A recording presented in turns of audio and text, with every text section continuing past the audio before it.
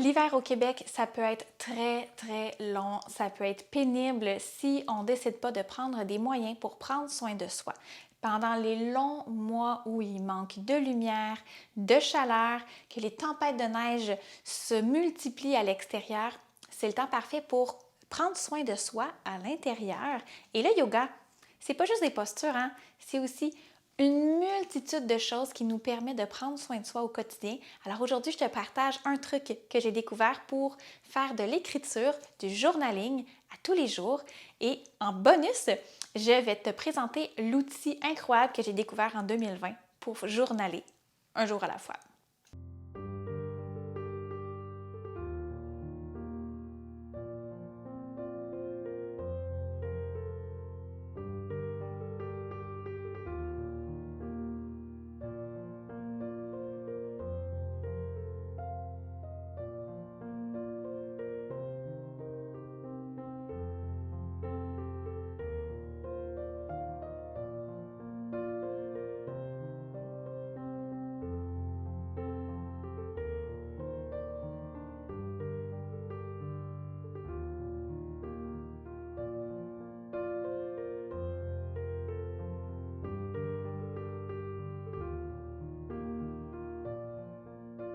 Cette année, j'ai décidé que ça ne me tentait pas de subir la saison hivernale. On est au Québec ici, la saison est longue, elle est froide, elle est enneigée, on a des tempêtes à pu finir. Donc, je me suis dit, OK, comment est-ce que je pourrais faire en sorte pour que ce soit moins difficile à vivre? Tu sais, en Ayurveda puis en yoga, la saison hivernale, c'est une saison de retour vers l'intérieur, retour vers soi, de repli, de repos, puis on fait en sorte, quand il fait très froid à l'extérieur, d'augmenter la température de notre corps, donc par des vinyasas ou par des pratiques qui sont plus actives pour venir équilibrer le tout. Ça peut être aussi par rapport à notre alimentation, de venir manger des épices qui sont chaudes, de faire quelque chose quand on pense au bon ragoût de pâte de cochon, ou bien quand on pense à la grosse soupe aux légumes chaude qui nous attend pour ceux qui ont une alimentation plus végétale. Le fait de réchauffer notre intérieur, ça vient équilibrer avec le grand froid qu'il y a à l'extérieur. T'sais. Donc, plus je vais rester active, plus je vais m'alimenter bien et sainement, plus je vais faire en sorte d'avoir des conditions gagnantes pour pouvoir passer au travers l'hiver sans ressortir trop amoché. Mais au-delà de ça, qu'est-ce que je peux faire comme travail à l'intérieur de moi pour faire en sorte de me sentir bien pendant la période froide? Alors là, j'ai découvert un journal qui s'appelle le Guide et Journal de l'abondance et c'est Brett Larkins qui le fait.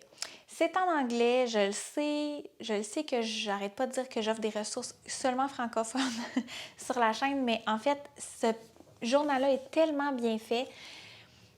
Au pire, là, tu sais, avec Google Traduction, là, tu vas être capable de t'en sortir. Il y a pas...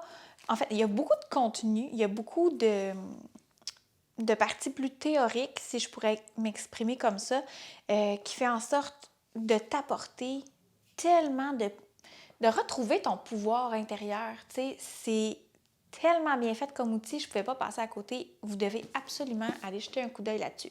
Et là, je vous le dis, je ne suis pas sponsorisée, c'est pas Brett Larkins, c'est même pas que je fais cette capsule-là. Il n'y a aucun partenariat, là, j'en retire aucun bénéfice, c'est vraiment de mon cœur au tien. Il existe probablement plein d'autres ressources, probablement en français aussi, mais celui-là, je l'ai vraiment adoré, donc je voulais t'en parler un peu plus. La pratique d'écriture, j'en fais déjà de l'écriture libre ou d'écrire dans mon journal, écrire mes intentions à la nouvelle lune, écrire mes gratitudes à la pleine lune. Je le faisais déjà. Sauf que je manquais de constance, dans ma pratique d'écriture. J'en ai fait longtemps, j'écrivais mes pages du matin, j'avais mon petit carnet avec mon crayon à côté de mon lit, puis quand je me levais le matin, j'écrivais pendant 1, 2, 3 minutes, c'est juste tout ce qui me sortait par la tête, écrire mes rêves, peu importe. Mais je sentais qu'il manquait quelque chose, il manquait une espèce de structure pour faire en sorte que cette écriture-là soit canalisée dans une... que mon énergie que je mets dans l'écriture, en fait, soit canalisée pour quelque chose en particulier ou que ce soit effectif, actif. Et c'est ce que j'ai découvert dans son guide à elle. Je vais t'expliquer comment il fonctionne tout d'abord. Le journal, c'est basé sur le principe que à chaque 20 jours, tu as un objectif. Tu vas écrire ou tu vas travailler sur un objectif en particulier. Évidemment, tout ça tourne alentour de l'abondance parce que c'est un journal sur l'abondance. L'abondance dans ta vie, c'est pas juste l'abondance financière. C'est tout ce qui a rapport avec toutes les sphères de ta vie, que ce soit en amour, en amitié, en argent, d'un point de vue professionnel, d'un point de vue familial, d'un point de vue même à l'intérieur de toi, de faire en sorte de te sentir bien, de réaliser tes rêves. Fait que elle, ce qu'elle fait, c'est qu'à chaque 20 jours, tu as une partie un peu plus théorique qui t'explique sur quoi tu focuses aujourd'hui. Par exemple, dans le premier objectif, on parle de clarté, de clarifier tes intentions. Parce que, première étape, si tu veux poser des intentions, il faut que tu le fasses comme il faut. Parce que si tu fais juste lancer à l'univers, je sais pas moi, je voudrais avoir plus de temps pour moi. C'est pas très clair. Plus de temps pour toi, ça pourrait être 1 minute de plus par jour, comme ça pourrait être 2 heures de plus par jour. Qu'est-ce que tu en ferais exactement de ces minutes-là ou de cette heure-là par jour? Donc, tu sais, au lieu de dire « je pose une intention, je veux plus de temps pour moi », en clarifiant ton intention, ça pourrait être genre « je voudrais avoir 1 heure par jour pour moi pour faire ma pratique de yoga à la maison et de méditation ». Voilà, c'est plus clair. Et puis là, tu vas pouvoir prendre action dans ta vie parce que de lancer tes intentions dans l'univers, c'est une chose, là, mais de prendre action, toi, pour arriver à tes objectifs, ça aussi, c'est super important. Ça ne se fait pas tout seul non plus. Donc, première étape, clarifier.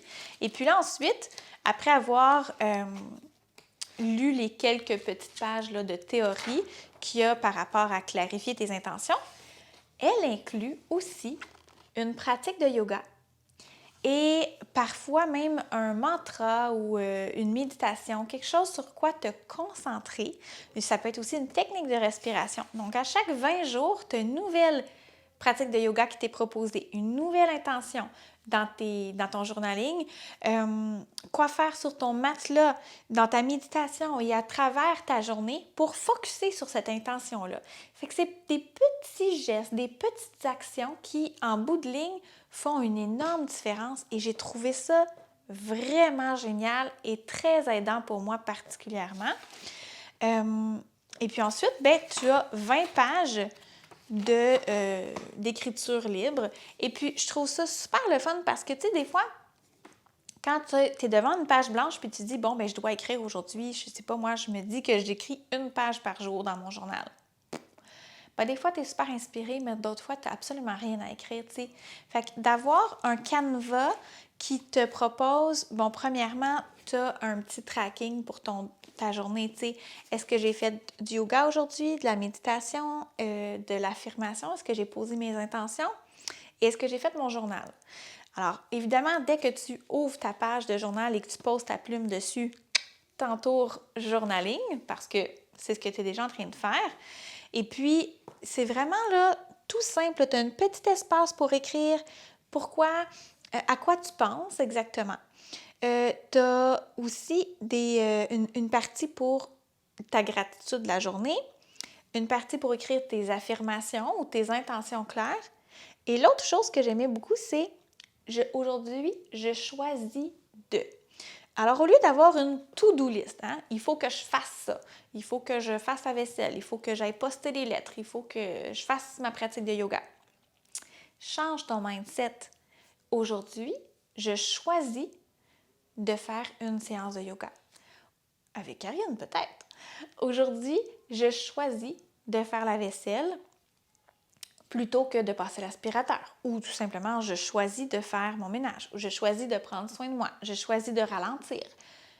C'est des choix que tu fais au lieu de subir. Je dois faire ou je choisis de.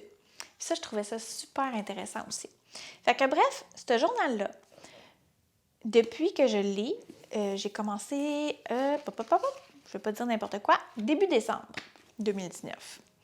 Donc là, on est rendu en février à peu près 2020. Depuis que je l'ai commencé, j'ai pas sauté une journée. Puis des fois, là, j'ai rien écrit là, à part je sais pas quoi écrire. Puis c'est correct comme ça. Puis d'autres fois, j'utilisais toute la page au complet pour écrire. Puis j'étais tellement inspirée que je continuais dans mon journal que j'avais avant, tu sais, dans mon journal de page blanche pour continuer à écrire. Puis c'est correct. Deuxième étape de la vidéo que je voulais faire aujourd'hui, je voulais te permettre de faire un exercice de journaling, un exercice d'écriture dans ton journal à toi. Puis vas-y vraiment librement, OK? T'as pas besoin de te casser la tête, t'as pas besoin de te forcer pour écrire avec pas de fautes d'orthographe, on s'en fout là. Là, l'important, c'est vraiment de juste écrire tout ce qui te passe par la tête quand tu réponds à ces questions-là. Ce que j'ai fait, c'est que dans la barre de description, je t'ai déjà écrit toutes les questions pour tes questionnements pour cette activité-là de journaling.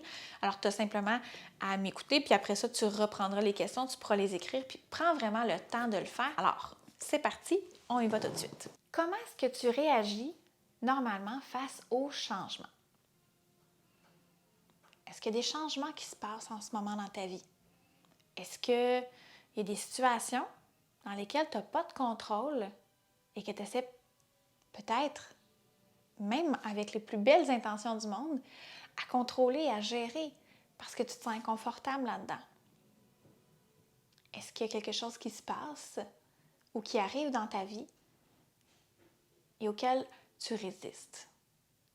Des changements positifs qui peuvent arriver, mais par peur, par angoisse, par la peur de l'inconnu.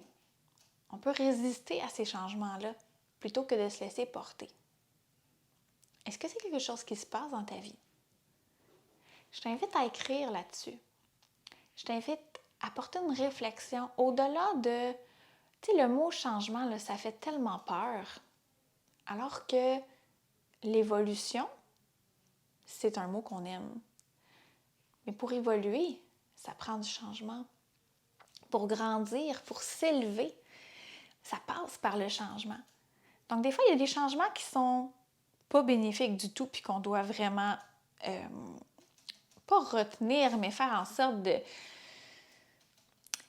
de prendre action puis de dire non, OK, ça, je veux vraiment modeler ça à ma façon, puis c'est correct. Alors qu'il y a d'autres choses, parfois, sur lesquelles on devrait plus lâcher prise puis dire OK, go with the flow, on y va, puis on observe, puis on grandit au travers de ça. Puis de l'écrire, cette situation-là.